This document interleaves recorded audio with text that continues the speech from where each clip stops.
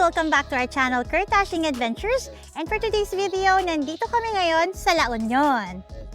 And today, meron kaming bagong pinagstayan dito sa La Union, kaya bibigyan namin kayo ng quick tour. This is called Okeiri Rest House.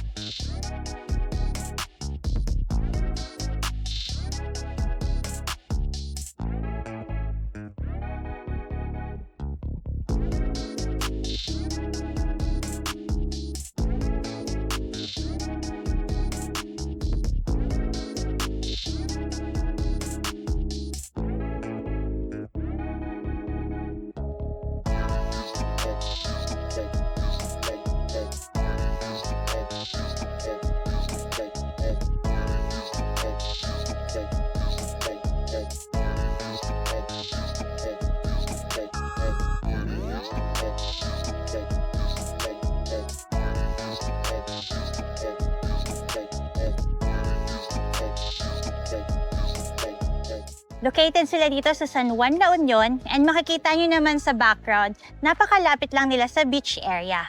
So, almost few steps lang from the rest house, makakarating na kayo sa beach para makapag-swimming. Tara, pasok na tayo sa rest house. So, this is the inside of the rest house. Meron sila ditong gate, kaya secured talaga. And over here naman, meron sila ditong mga common shower area. Kailangan mag-shower muna kayo before using the pool. And right outside the gate, guys, makikita nyo is the parking area. Malaki yung parking area nila. Pwede mag-park up to 5 or 6, I'm not sure, pero malaki yung parking area. And you can also park dun sa may roadside. And upon entering, guys, ito yung bubungad sa inyo, yung kanilang pool. Ang pool nila is merong kiddie pool na mababaw lang, pero the deepest part is 5 feet. On this side naman, guys, meron sila ditong mga dining table. So kapag nag-swimming kayo at basa pa kayo, pwede kayo ditong kumain with your family or friends. And this is a common sink area. Pwede kayo dito maghugas ng mga utensils ninyo or mga plates na ginamit ninyo. And this is naman ang kanilang common kitchen area. So, meron na sila ditong mga lutuan, including the rice cooker. It is free to use. Tapos, meron na din sila ditong stove. Ayan o. You can cook your own food. So, wala silang additional payment for that. You can cook your own food. Tapos, dito meron na din silang provided na dishwashing soap at saka sponge. So, you can wash the utensils na ginamit ninyo. And complete na din talaga dito sa kanilang common kitchen kasi meron na ditong mga paglulutuan like yung kawali, kaldero, and even chopping boards meron na dito. And if you can see, meron ditong tatlong set ng stove, ng mga pangluto, at saka ng sink. It's because tatlo din yung kanilang cabins dito. So, you can rent one cabin for 10,000 pesos for the overnight stay. So, that's 21 hours, I think. 2 p.m. until 11 a.m. the next day. Dito naman, guys, makita nyo is the grill area. So, you can also use this. Pwede kayong mag-grill. You just have to bring your own uling. Pero alam ko meron isang tinda dyan kasi they have a mini store. So, if may mga nakalimutan kayo na dalhin, you can buy dito sa caretaker nila. And dito sa my kitchen area, even outside, madami kayong makikita ng mga trash cans. It's because Kligo sila dito. So, dapat maglilinis kayo every time na gagamitin niyo yung mga common area. Kaya madami silang mga trash cans na ready dito. And now, let's have a quick room tour ng aming cabin. This is cabin number 3. Welcome home! So guys, sa mga cabins nila, your sleepers are not allowed kasi para ma-maintain yung cleanliness. Pero they also provide here naman yung lagayan ng inyong sleepers dito. So pwede nyo ditong i-keep yung mga sleepers niyo. And this is the veranda area ng aming cabin. And dito, makikita nyo, meron na din silang provided pagsasampayan ng inyong mga wet clothes. So, hindi na kayo mahihirapan maghanap kung saan nyo patutuyuin. And dito din sa veranda area, meron sila ditong table and chair where you can dine in or you can also have your morning coffee dito habang nagwa-watch ng sea waves kasi kitang-kita dito yung beach area. And meron din sila ditong long bench. Pwede din kayo ditong magstay lalo na pagkagabi, magkukwentuhan or if you want to have a bottle of beer with your friends and family, pwede din dito. And may isa pa dito na table and chair. So, let's enter now the cabin. So, inside the cabin, guys, meron na silang provided na mga house slippers. So, pwede nyo siyang gamitin inside the cabin or even in the veranda area.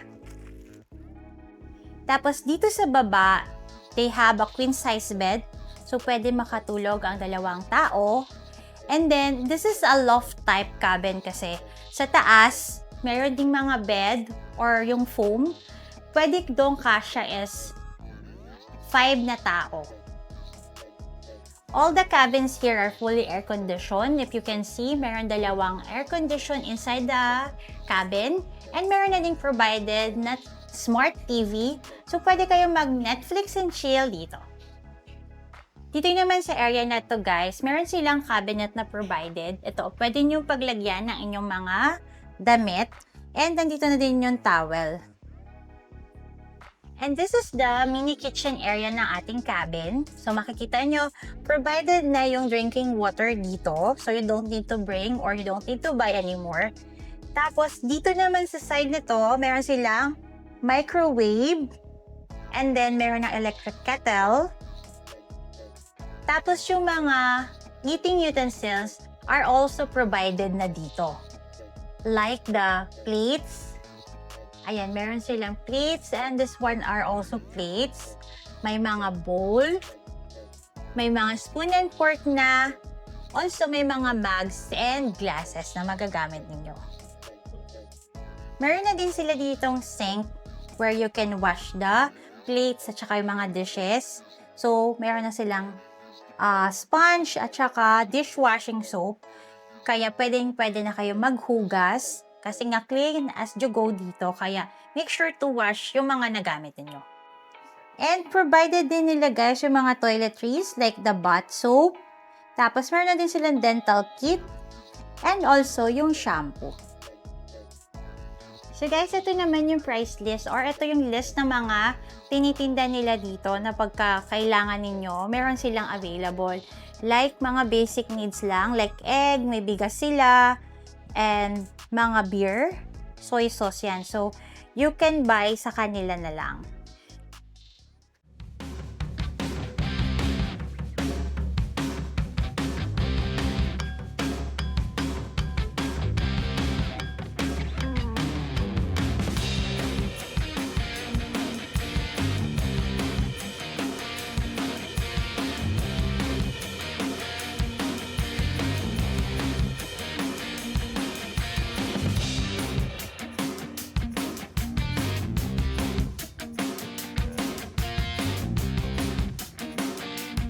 Lakad dyan. Hi guys! So, nandito naman kami ngayon sa beach area. Uulan mamaya. Sarap maligo na. Ayan o, ang lakas ng hangin. And kitang-kita niyo yung beach. Inaantay namin yung sunset. Pero we will walk around muna to find kung may mabibilan kami ng merienda. Hapon na kasi ngayon. Wala kami masyadong baon eh. So, magkalakad-lakad kami to find out kung may mabibilan kami dito. Tara, let's go! Hi, Kurt! Pwede lang kayo mag-swim dyan sa beach paglabas mo lang ng rest house. So, sobrang accessible lang niya. And ito naman yung neighborhood dito. Yan, parang residential area siya. Pero may mga private resort or may mga small resorts din.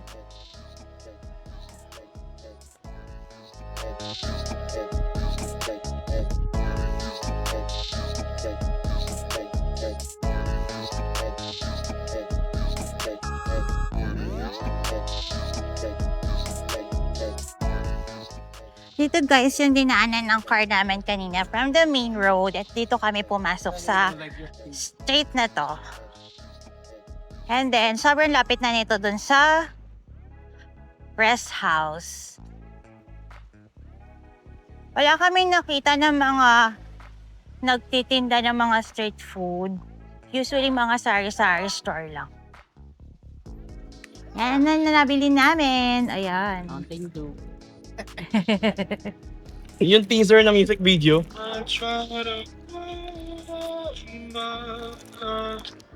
At guys, nakakita na kami ng pagmemeryendahan namin. Nakapili kami dito ng barbecue. Ayan. Dilim talaga. Pero parang uulan na. Parang aabutan na kami ng ulan sa pagmemeryenda namin na to. Ayan, si Kurtong. Basa pa yan. Oh.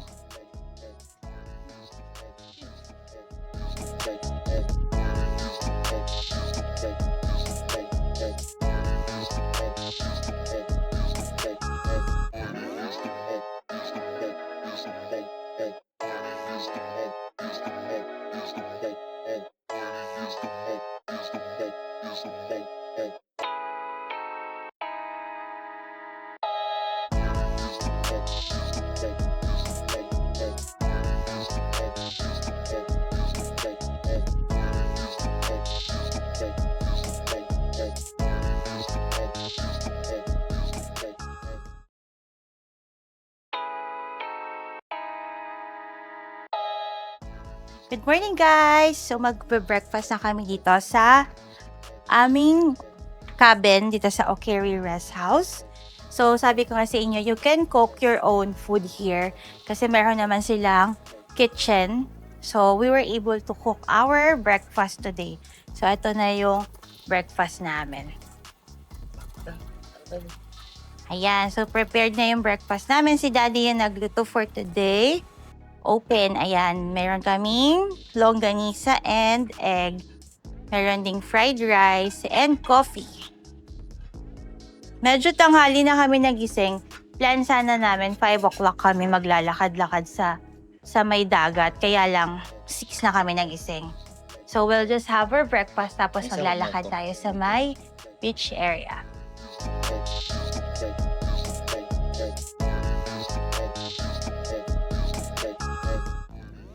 Hi guys! So, nandito na kami sa may beach area. Ayan o, makita nyo sa likod ko. Yung beach, hala yung palda ko. Lumilipad. Ang lakas ng hangin ngayon. At lakas din ng alon. Ang lakas ng hangin, tapos malakas din yung alon ngayon sa dagat. Ano ba yan? Nauupadan ako. Ayan, magpupunta na kami ngayon sa dagat guys. Grabe yung hangin, tumataas yung palda ko. Let's go! Parang may bagyo. And guys, nagda-drone kami. Tingnan mo, nililipad yung drone namin. Sobrang lakas ng hangin.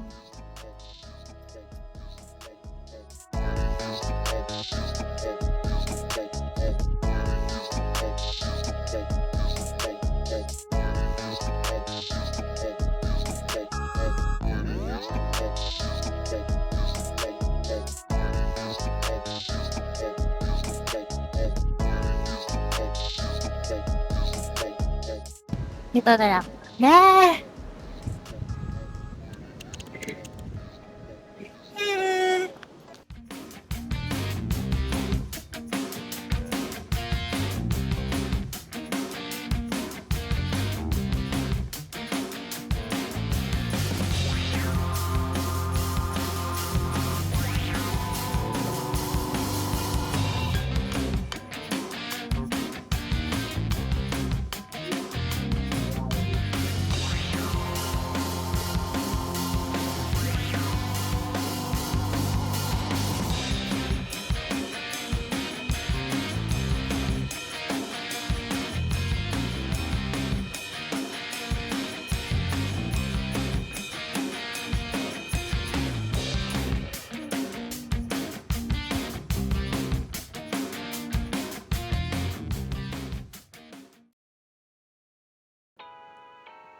So guys, we are now checking out dito sa aming pinagstayan dito sa San Juan, La Union, sa Ocaree Rest House. So, overall, maganda yung stay namin dito. Although medyo maulan at saka malakas yung hangin ngayon. Kasi hindi na summer season, tag-ulan na talaga. It's June 27 when we stay here, 27-28. So, medyo malakas yung alon. Kaninang morning, it's rainy. Pero okay lang kasi they have a swimming pool dito sa rest house. Kaya if you can't swim dun sa beach, pwede naman kayo dito. Tsaka pagkagabi kasi, until 6 p.m. lang yung recommended na maligo kayo sa beach area. So, sa gabi, pwede kayo mag-night swimming dito sa pool. Ayun, so, overall guys, maganda yung stay namin kasi very homey yung vibe dito sa Ocaree Rest House. And we really had a wonderful stay. Tapos mababait dito yung mga caretaker nila, very friendly, very helpful. Pagka may need kayo, pwede kayo magtanong sa kanila. And all the amenities are very nice. Mukhang bago lahat. Tapos provided na nila yung towels, meron na silang mga toiletries that you can use. Kaya pupunta na lang talaga kayo dito para mag-enjoy. So you can book this guys sa kanilang Facebook page. Lalagay na lang namin yung link sa description box. You can message them directly para makapag-book din kayo. So ayan yung tatlong cabin. Cabin 3 kami nagstay. They have the cabin 2 and then cabin 1. Tapos meron din sila mga common area. So ayan. Ang booking dito guys, again, is through Facebook page sa Ocaree Rest House na FB page nila. You can message them there. And then, one cabin is 10,000 pesos for from 2 p.m. to 11 a.m. na stay. So if you want multiple days, mas maganda. You can inquire na lang sa kanila kung ano yung available days or dates that you want to stay here. Highly recommended namin to stay here kasi grabe, ayun lang yung beach, oh. Tatawid ka lang, nasa beach ka na. Maganda dito pag sunset, tapos maganda pa, mayroon silang secured parking. So if madami kayo, big groups kayo, 8 packs yung isang cabin. So overall, pwede kayong 24 na magkakasya sa isang cabin. Pero if maliit naman na group like us, we're just 5, pwedeng isang cabin lang yung i-rent ninyo. So ayun lang guys, I hope you like this video and don't forget to like, share, and subscribe to our channel. This is Kurt Ashing Adventures and I hope to see you on our next adventure. Goodbye!